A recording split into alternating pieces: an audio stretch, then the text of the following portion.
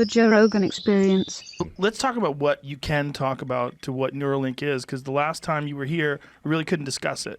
And then there was I guess, a press release or something that sort of outlined. Yeah, sure. That had happened quite a bit after the last time you were here. So what exactly is it? How do you do what happens if someone ultimately does get a Neuralink installed? What will take place? Well, for version 1 of the device, it would be it basically implanted in your skull. So, but it would be flush with your skull. So you basically take out a chunk of skull, put the Neuralink device in there.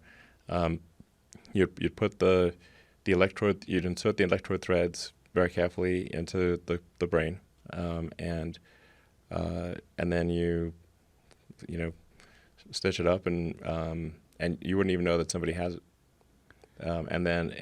So then it can interface basically anywhere in your brain.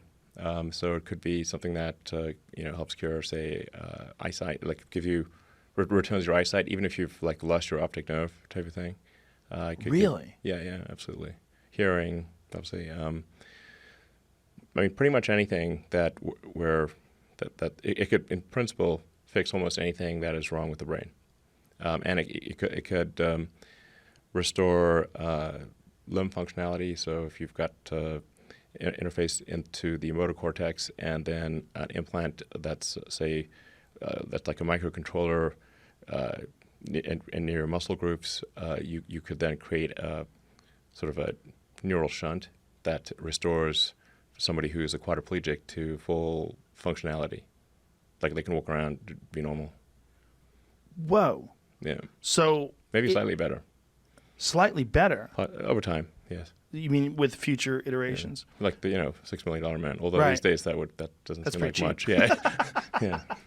$6 billion man. Yeah. So the hole would be small. How big would the hole be that you have to drill and then replace with this piece? It's only one hole? Well, yeah, the device we're working on right now is about an inch in diameter. And your skull's pretty thick, by the way. So skulls are... Mine is, for sure. It might actually literally be. If you're a big guy, your skull is actually fairly thick. Skull's is 7 to 14 millimeters. Mm. So that's probably a couple of inches. A half inch, half inch thick skull-ish. Yeah. So that's a fair bit of we got quite a coconut going on there. It's not like some eggshell. Oh yeah, I believe you. You basically implant the device. And so it would be like a 1 inch square, or 1 inch in diameter. Yeah, so an inch circle, like a circular. Yeah, I think like a smartwatch or something like that. Or okay. Yeah. Okay, so you take this 1 inch diameter, like ice fishing, right? You ever go ice fishing?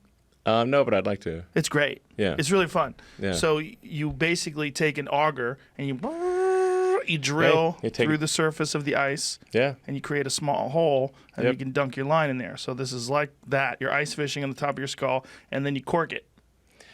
Yeah, and you replace that, say, 1 inch diameter piece of skull with this Neuralink device, and that has a battery and a Bluetooth and a inductive charger, and then you also got to insert the electrodes. So the electrodes are very carefully inserted with our robot that we developed. It's very carefully putting in the electrodes and avoiding any veins or arteries.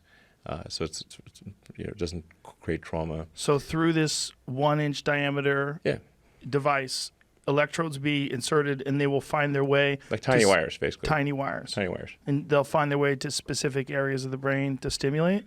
No, you literally put them where they're supposed to go. Oh, okay. Yeah, you insert. How long will these wires be? They usually go in depending on where it is, 2 or 3 millimeters. So they just find the spots. Yeah. Wow. And then, then you put the device in, and that gets that replaces the little piece of skull that was taken out. and then you stitch up the hole, and you just have like a little scar, and that's it. Will And this then be replaceable or reversible? Yes. Like if someone can't take it Yeah, anymore? yeah, I'm too smart. I can't take it. Yeah, you can totally take it out. And what is besides restoring limb function and eyesight and hearing, which are all amazing, is there any cognitive benefits that you anticipate from something like this? Yeah, I mean, you could for sure. I mean, basically, it's a generalized sort of thing for fixing any kind of brain injury. In principle, like if you've got like severe epilepsy or something like that, it could just sort of stop the epilepsy from occurring. Like it could detect it in real time and then fire a counter pulse and stop the epilepsy. I mean, there's a whole range of brain injuries. Like somebody gets a stroke, they could lose the ability to speak. That could also be fixed. So if you've got like stroke damage, or if you lose, say, muscle control over part of your face or something like that, I think. And then when you get old, you tend to, if you get like, Alzheimer's or something like that, then you lose memory, and this could help you with, restoring your memory, that kind of thing. Restoring memory. And what is happening that's allowing it to do that? Like the wires, these small wires, are stimulating these areas of the brain, and then is it that the areas of the brain they're losing some sort of electrical force? Like what is happening? Yeah. Yeah. So it's like think of it as like a bunch of circuits, and there's some like circuits that are broken, and we can like fix those circuits. Substitute for those circuits. And so a specific frequency will go through this? Yeah, just specific in that is the process figuring out how much or how little has to be, how much these areas of the brain have to be juiced up? Yeah, I mean, there's still a lot of work to do.